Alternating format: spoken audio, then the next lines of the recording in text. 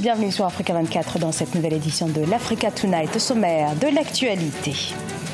Les habitants de Bibein en Guinée équatoriale galvanisés par l'arrivée ce 21 mars du chef de l'État Teodoro Obiang Nguema Sogo. Une visite qui a également permis un certain regain de l'activité commerciale. Et le Forum économique Cameroun-Italie, symbole du renforcement des relations entre les deux pays. Cette rencontre s'est tenue ce mercredi 22 mars dans la capitale italienne en présence du chef de l'État camerounais Paul Biya.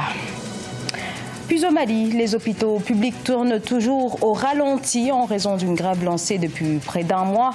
Le mouvement concerne l'ensemble du personnel de santé du secteur public à Bamako et dans plusieurs villes de province. En Guinée équatoriale, le président Teodoro Obiang Nguema Sogo poursuit sa tournée nationale commencée début février. Dernière escale, Bibein, au nord et est du pays, ville carrefour de 3 pays. Elle est aussi un pôle commercial important. Reportage notre correspondant Policarpo et Doumaza.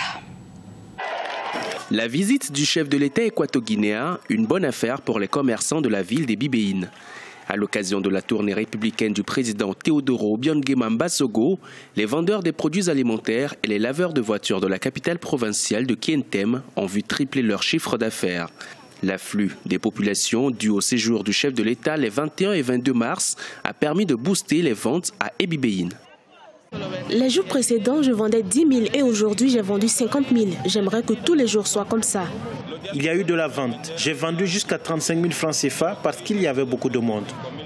Dans un pays où le chômage touche un grand nombre de citoyens, notamment en raison de la récession économique, le président équato-guinéen, au cours de sa visite, a invité ses compatriotes à s'intégrer dans le secteur agricole.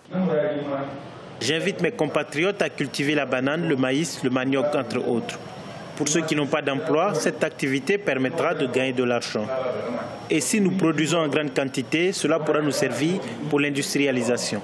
Avec une superficie de 1095 km², la ville des Bibein compte 4 institutions financières. Elle est frontalière au nord avec le Cameroun et au sud-est avec le Gabon. Une situation géographique qui favorise le développement des affaires avec les pays voisins.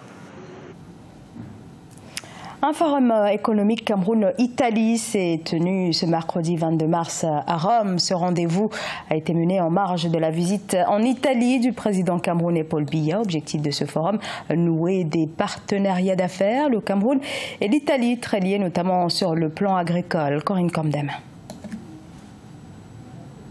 En marge de sa visite d'État en Italie qui a débuté le 20 mars, le chef de l'État camerounais Paul Biya présidait ce mercredi 22 mars un forum économique à Rome, la capitale italienne. Forum qui regroupait des opérateurs économiques camerounais et italiens.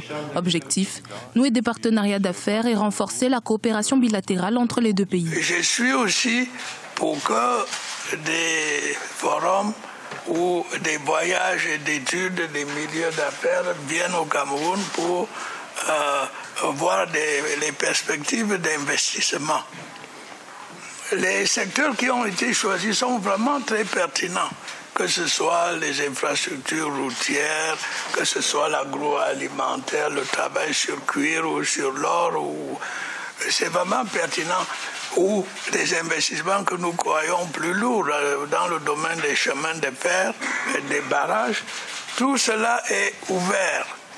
Nous n'attendons que les investisseurs. Le chef de l'État camerounais a mis l'accent sur les caractéristiques de l'environnement économique dans son pays, le Cameroun. Un environnement qui serait favorable aux futurs investisseurs italiens qui souhaiteraient développer leur activité sur le territoire camerounais en raison des diverses mesures mises en place par les autorités.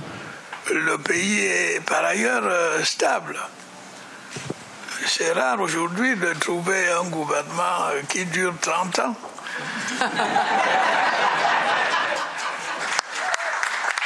C'est le cas du Cameroun. Et puis nous avons mis aussi sur pied des institutions pour combattre la corruption, les détournements des deniers publics, toutes ces dérives qui sont assez embarrassantes dans la marche des économies.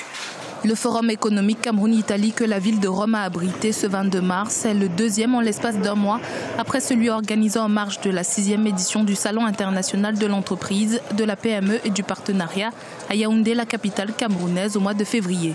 Une preuve de la volonté que les deux pays ont à redynamiser leur coopération bilatérale. Une visite axée, vous venez de le voir, sur le renforcement du partenariat économique, mais la collaboration en matière de recherche scientifique était également au cœur des échanges. Les précisions dans ce sujet de la rédaction. L'emploi et la formation des jeunes Camerounais, également au cœur de la visite du chef de l'État Paul Biya en Italie. Les deux pays coopèrent sur ce chapitre et ce partenariat s'est traduit en 2016 par la signature d'un protocole d'accord entre l'Université de Pondou d'Italie et l'École nationale supérieure des travaux publics du Cameroun. La diffusion des connaissances théoriques, mais nous souhaitons que celle-ci s'intègre harmonieusement dans une nouvelle dynamique. Cet accord suggère la collaboration dans l'enseignement et la recherche scientifique. Le Cameroun qui forme des ingénieurs renommés, notamment à l'UCAKICAM, établissement qui abrite la filière scientifique de l'Université catholique d'Afrique centrale. 345 diplômés en sont sortis depuis 2007. L'université camerounaise apparaît sous cet angle comme un puissant moteur de développement économique, social et technologique. Elle permet aux étudiants de devenir des citoyens responsables et utiles à leur pays, voire à leur sous-région, des hommes et des femmes compétents. Chaque année, ce sont 75 000 jeunes Camerounais qui sont à la recherche d'un emploi. Et près de la moitié se heurtent à l'inadéquation entre leur formation et les réalités du marché du travail. Une réalité constatée par le gouvernement camerounais qui ambitionne, avec ce type de coopération, de résorber le taux de chômage de ces jeunes. En Algérie, les entreprises qui éprouvent des difficultés à faire face à leurs échéances financières peuvent désormais bénéficier du dispositif de rééchelonnement des dettes fiscales. Cette disposition prévue dans la loi de finances de 2017 vient d'entrer en vigueur. Cette mesure est par ailleurs systématiquement assortie de l'effacement total des pénalités d'assiette et du recouvrement.